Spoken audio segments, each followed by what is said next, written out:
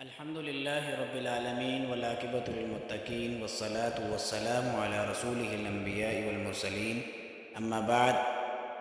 فاعوذ باللہ من الشیطان الرجیم بسم اللہ الرحمن الرحیم قال رسول اللہ صلی اللہ علیہ وسلم انما الاعمال بالنیات۔ تمام تعریفیں اللہ رب العزت کے لیے ہیں جو تمام کائنات کا مالک، خالق اور رازق ہے۔ درود و سلام نبی مہربان جناب محمد الرسول اللہ صلی اللہ علیہ وسلم کی ذات پر اور ان کی آل پر۔ یہ جو حدیث میں نے آپ کے سامنے ابھی پڑھی ہے، اللہ تعالیٰ کے نبی صلی اللہ علیہ وسلم اس حدیث مبارکہ میں فرما رہے ہیں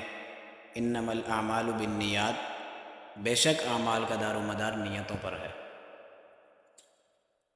اس مختصر سی حدیث سے ایک بہت بڑا سبق مل رہا ہے جو انسان کی پوری زندگی کے ساتھ ہی جڑا ہوا ہے۔ یعنی انسان اگر کوئی بھی عمل کرتا ہے، اس کے پیچھے اگر اس کی نیت خالص نہیں ہے، مخلص نہیں ہے، اللہ کی رضا اس نیت کے اندر شامل نہیں ہے، تو اس عمل کا کوئی فائدہ نہیں۔ یعنی اگر کوئی مسلمان مسجد نماز پڑھنے جاتا ہے اور اس کی نیت یہ ہوتی ہے کہ وہ اللہ کو خوش کرنے کے لیے نہیں، کسی دوسرے بندے کو خوش کرنے کے لیے یا اس کے سامنے اپنے آپ کو پرہیزگار شو کرانے کے لیے یا پرہیزگار دکھانے کے لیے اپنی نماز کو زیادہ لمبا کر دیتا ہے، یا اس کو دکھانے کے لیے نماز پڑھتا ہے کہ میں بڑا نمازی ہوں، لوگ مجھے نیک اور حاجی کہیں، اگر اس کی نیت اس طرح کی ہے تو اس عمل کا اس کو کوئی فائدہ نہیں ہوگا۔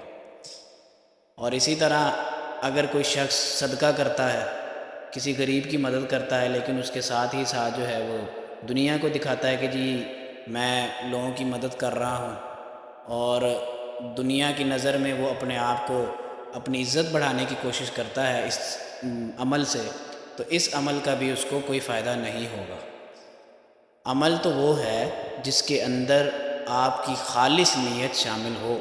اور اس خالص نیت کے اندر اللہ کی رضا شامل ہو۔ وہ کیسے؟ کہ اگر آپ 1 روپے کا بھی صدقہ کرتے ہیں، مسجد میں کرتے ہیں، کسی غریب کو دیتے ہیں، اور اس نیت کے پیچھے صرف اور صرف اللہ کی رضا ہو، اور وہ اللہ کی رضا ایسے ہو کہ آپ کا دل اس عمل کرنے کے بعد انتہائی مطمئن ہو جائے، اور اسی عمل کی اللہ کے ہاں بڑی قدر و قیمت بھی ہے، اور اللہ تعالیٰ اس کا بہترین اجر بھی دیں گے۔ اسی طرح جو انسان نماز کے لیے جب جاتا ہے، وہ اللہ کی رضا کے لیے اپنے کام کاج کو چھوڑ کر نماز کی ادائیگی کے لیے جائے، نہ کہ اس کی ذہن میں یہ نیت ہو کہ میں سوسائٹی کو دکھانے کے لیے نماز پڑھنے جا رہا ہوں کہ لوگ یہ سمجھیں کہ یہ نمازی بھی ہے، بلکہ اس میں یہ خالص نیت ہو کہ میں نماز اس لیے پڑھنے جا رہا ہوں تاکہ میرا ایمان جو ہے وہ تر و تازہ رہے، اور اللہ کی رضا جو ہے وہ میرے ساتھ ساتھ ہر وقت رہے۔ اس حدیث کے اندر سے ہمیں پیغام ملتا ہے کہ ہر عمل کے پیچھے ہماری نیت کا مخلص ہونا بہت ضروری ہے۔ اللہ تعالیٰ سے دعا ہے کہ ہمیں اس حدیث پر عمل کرنے کی توفیق عطا فرمائے اور اپنے اعمال کو درست کرنے کی توفیق عطا فرمائے، آمین۔